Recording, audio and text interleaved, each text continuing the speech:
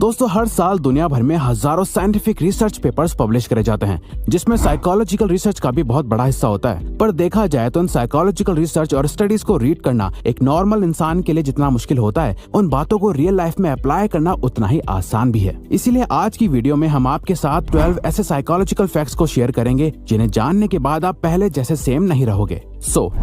Number 1, music changes perception. हम सभी ये जानते हैं कि म्यूजिक हमारे मूड को चेंज करने का पावर रखता है। एक हाईली एनर्जेटिक सॉन्ग सुनकर आप मोटिवेटेड फील करोगे और वहीं एक सैड सॉन्ग आपको सैड और डिप्रेस्ड फील करा सकता है। आप किस टाइप का म्यूजिक सुनना पसंद करते हो, ये एक्चुअली में अफेक्ट करता है कि आप इस दुनिया को किस नजर से देखते हो। 2011 की एक स्टडी में लोगों को एक टास्क दिया गया, जहाँ उन्हें डिफरेंट म्यूजिक सुनते हुए एक पेपर पर हैप्पी और सैड फेसेस को टिक करना था। रिजल्ट ये देखा गया कि सैड म्यूजिक सुनते हुए ज्यादातर लोग सैड फेसेस को टिक कर रहे थे, वहीं हैप्पी म्यूजिक सुनते टाइम लोग हैप्पी फेसेस को चूज कर रहे थे, जिसे परसेप्चुअल एक्सपेक्टेशन का नाम दिया गया। जहां आप अपने कानों से कुछ सुनते हो तो आपका ब्रेन आपकी आंखों से सिमिलर चीजें देखने लगता है। इसीलिए एनर्जेटिक म्यूजिक वर्कआउट करते टाइम बहुत हेल्प करता है और सॉफ्ट म्यूजिक आपको फोकस करने में हेल्प करता है।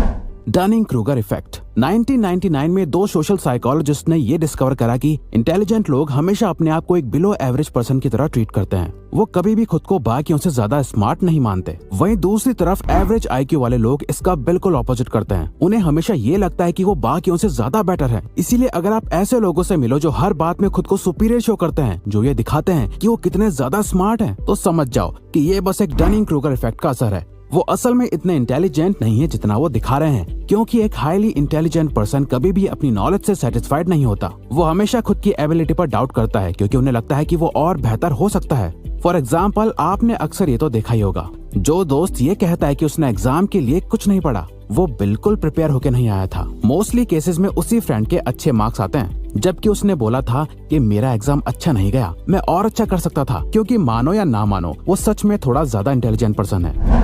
Singing reduces anxiety. इमेजिन करिए आप अपनी कार ड्राइव करते हुए अपने काम पर जा रहे हैं, जहां आपको एक इम्पोर्टेंट प्रेजेंटेशन डिलीवर करनी है। सो नेचुरली आप नर्वस और एंग्शियस फील करोगे। तो ऐसे मोमेंट में आप अपने आप को काम कैसे रखोगे? साइकोलॉजी ये कहती है कि अगर आप ऐसे टाइम पर अपना फेवरेट सॉन्ग प्ले करके खुद भी सिंगिंग करने लग जाओ। अब आपको ये सुनने में अजीब लग रहा होगा, पर सिंगिंग करने से आपके ब्रेन में एंडोर्फिन्स और ऑक्सीटोसिन रिलीज होने लगता है, जो अल्टीमेटली आपके स्ट्रेस लेवल को बहुत तेजी से कम कर देता है और आपके मूड को बेटर कर देता है। इसके अलावा ये आपके हार्ट रेट और कॉर्टिसोल लेवल को लो कर देता है, जिससे आप काम और कॉन्फिडेंट फील करने लगते हो।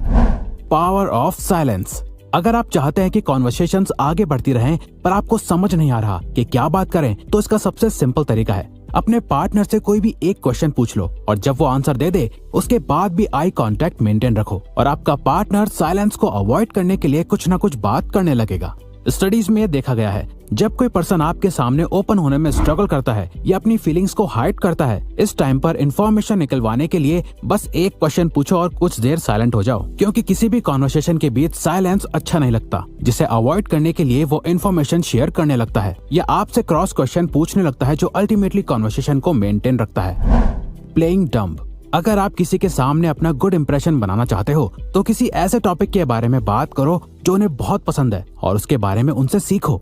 फॉर एग्जाम्पल, आप किसी से मिले जिसे कार्स में बहुत इंटरेस्ट है। अब हो सकता है कि आपको भी कार्स के बारे में बहुत नॉलेज हो, पर उनके सामने ऐसे प्रिटेंड करो जैसे आपको उनसे कम नॉलेज है और उनसे क्वेश्चंस पूछो जो सामने वाले पर्सन को कॉन्फिडेंट और स्मार्ट फील कराएगा और वो आपसे बात करने में और इंटरेस्ट शो करेंगे, क्योंकि वो जिस बारे में बात करना चाहते हैं आप उसमें अपना इंटरेस्ट शो करते हो, जो आपको एक लाइकेबल पर्सन बनाता है। और वैसे भी दलाई लामा का कहना है कि जब आप बात करते हैं तो आप केवल वही दोहरा रहे होते हैं जो आप पहले से जानते हैं, लेकिन अगर आप सुनते हैं तो आप कुछ नया सीख सकते हैं। The snake man. अगर आप किसी ग्रुप में हैं या किसी एक पर्सन के साथ भी हैं जहां आप डिनर या लंच पर मिलने आए हो और आपको लगता है कि कोई कॉन्फ्लिक्ट क्रिएट होने वाला है, आपकी कॉन्वर्सेशन जैसे जा रही है, आप लोगों की लड़ाई हो सकती है, तो इस सिचुएशन को अवॉइड करने के लिए अपने सामने रखा खाना खाने लग जाओ, क्योंकि अकॉर्डिंग टू साइकोलॉजिस्ट्स ईटिंग एक कामिंग एक्टिविटी है। जब लोग कुछ खा रहे होते हैं तो बाकी लोग उस एनवायरनमेंट में कंफर्टेबल फील करते हैं। तो जब भी आपको लगे कि कोई बहुत ही अग्रेसिव हो रहा है या आप लोगों की बहस होने वाली है, तो उस पर्सन के पास जाके बैठ जाओ और उन्हें कुछ खाने को ऑफर करो। ऐसे टाइम पर एक सिंपल चॉकलेट भी आपकी रिलेशनशिप को बहुत हेल्प कर सकती है। Forming a habit. आपने कभी ये सोचा है कि एक हैबिट को फॉर्म करने में कितना टाइम लगता है? पहले ये माना जाता था कि किसी भी हैबिट को फॉर्म या ब्रेक करने में सिर्फ 21 डेज का टाइम लगता है, पर एक न्यू साइकोलॉजिकल रिसर्च के अकॉर्डिंग किसी भी हैबिट को बिल्ड करने के लिए अराउंड 66 डेज लगते हैं। इसीलिए जो लोग ये सोचकर कोई भी न्यू हैबिट बिल्ड करना स्टार्ट करते हैं कि 21 डेज के बाद उन्हें आदत पड़ जाएगी, और जब वो 22nd डे पर फेल हो जाते हैं तो उन्हें बहुत डिसअपॉइंटमेंट होती है और वो क्विट कर देते हैं। रिसर्च के अकॉर्डिंग अगर आप 66 डेज को 3 फेजेस में बांट दें, जहां शुरू के 22 दिन आपको बहुत अनकंफर्टेबल फील होंगे, नेक्स्ट 22 दिन आपसे बिल्कुल हैंडल नहीं होंगे, आप ऑलमोस्ट क्विट कर देंगे, और लास्ट 22 डेज के बाद आप एक मोमेंटम बिल्ड कर लेंगे, जिसके बाद वो हैबिट आपके माइंड और बॉडी से कनेक्ट हो जाएगी, आपकी रूटीन में आ जाएगी और आप सक्सेसफुली हैबिट बिल्ड कर लेंगे। Call people bye their name. Psychologist कहते हैं कि हर पर्सन को अपना नाम सुनना सबसे फेवरेट साउंड लगता है, क्योंकि हम सभी के लिए अपना नाम बहुत इंपॉर्टेंट होता है। तो जब कोई आपके नाम को याद रखता है तो आप भी अपनी इंपॉर्टेंस फील करते हो। सिमिलरली आपने ये नोटिस करा होगा कि जब कोई आपका नाम भूल जाता है तो आप इंसल्टेड भी फील करते हो। इसीलिए किसी के सामने अपनी लाइकेबल प्रेजेंस बनाने के लिए इम्पोर्टेंट है कि कॉन्वर्सेशन में आप सामने वाले के नाम को यूज करते रहो, जो उन्हें इम्पोर्टेंस फील कराता रहेगा और वो आपके साथ और कंफर्टेबल फील करने लगेंगे। मल्टीटास्किंग। क्या आपको लगता है कि आप मल्टीटास्किंग कर सकते हो?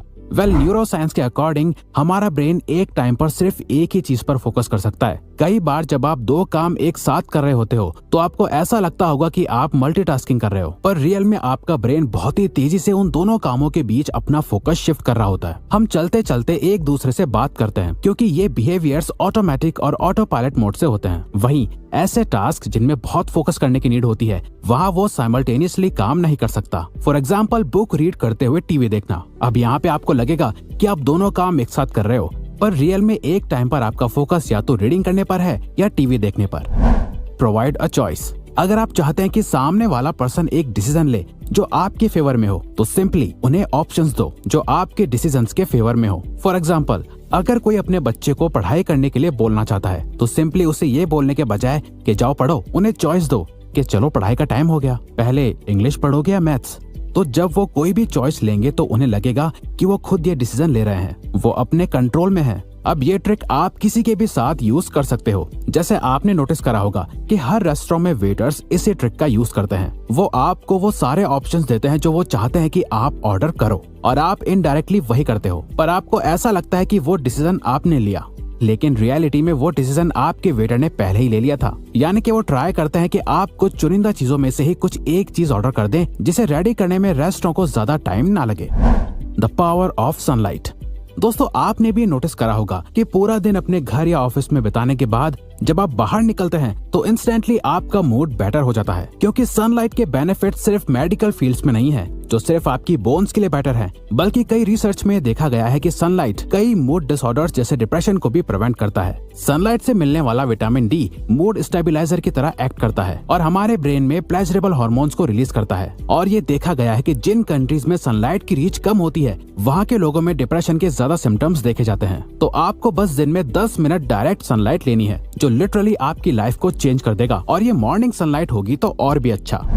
Mirror body language. अगर आप किसी से बात करते टाइम उनकी बॉडी लैंग्वेज या उनके कुछ बिहेवियर्स को कॉपी करने लग जाओ तो वो आपके साथ इंस्टेंट ट्रस्ट फॉर्म कर लेंगे। वो जैसे बात करते हैं, जैसे मूव करते हैं, अगर आप भी उनके कुछ एक्सप्रेशंस को मिरर करने लगो तो वो आपको और पसंद करने लगेंगे, क्योंकि वो आपसे और भी ज्यादा कंपैटिबल फील करेंगे। साइकोलॉजिस्ट इसे कैमेलियन इफेक्ट कहते हैं। फॉर एग्जाम्पल, किसी से बात करते टाइम ये नोटिस करो कि वो कौन से वर्ड सबसे ज्यादा यूज करते हैं और आप भी बात करते टाइम उन वर्ड्स का यूज करने लग जाओ।